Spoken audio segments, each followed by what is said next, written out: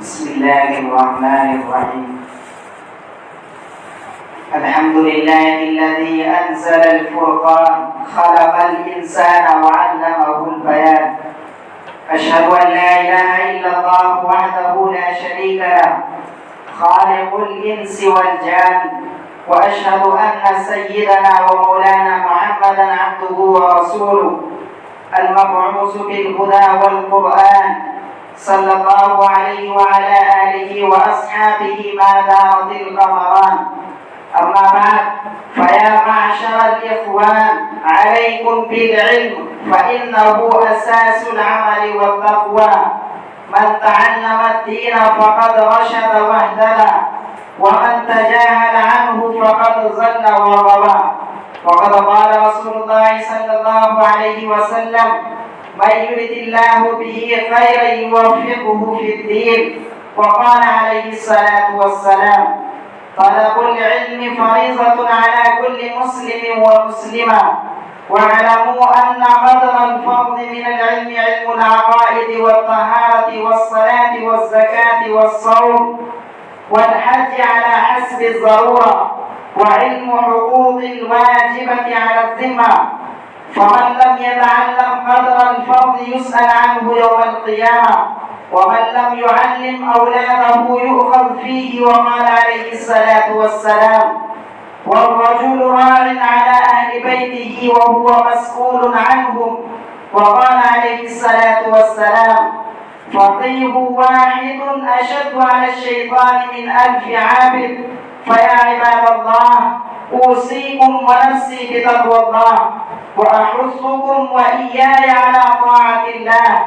أعوذ بالله من الشيطان الرجيم. قل هل يستوي الذين يعلمون والذين لا يعلمون؟ بارك الله لنا ولكم في القرآن العظيم، ونفعنا وإياكم بالآيات والذكر الحكيم. إنه تعالى جواد كريم ملك بر رؤوف رحيم.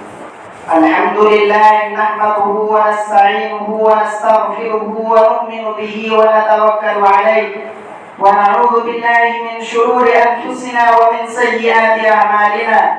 من يهده الله فلا مضل له، ومن يضلله فلا هادي له.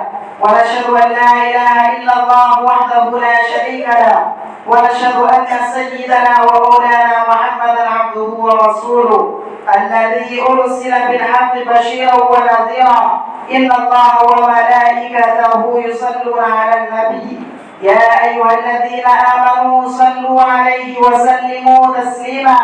اللهم صل وسلم وبارك على سيدنا محمد وعلى آله وأصحابه وأتباعه وأزواجه وذرياته.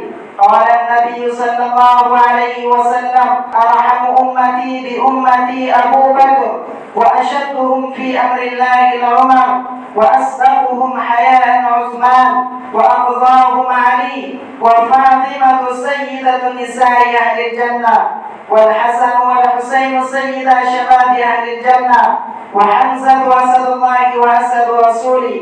اللهم اغفر للعباس وولده مغفرة ظاهرة وباطنة لا تغادر ذنبا. الله في أصحابي لا تتخذوهم غرضا من بعدي، فمن أحبهم فبحبه أحبهم، ومن أبغضهم فببغضي أبغضهم. وخير القرون قرني، ثم الذين يلونهم ثم الذين يلونهم.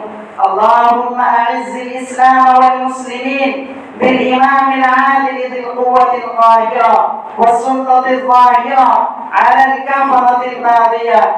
اللهم اغفر لجميع المؤمنين والمؤمنات والمسلمين والمسلمات الأحياء منهم والأموات برحمتك يا أرحم الراحمين، والحمد لله رب العالمين.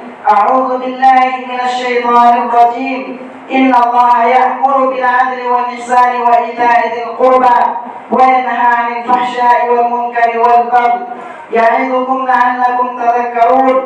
اذكروا الله يذكركم وادعوه يستجب لكم، ولذكر الله تعالى أعلى وأولى وأعز وأجل وأتم وأهم وأكبر.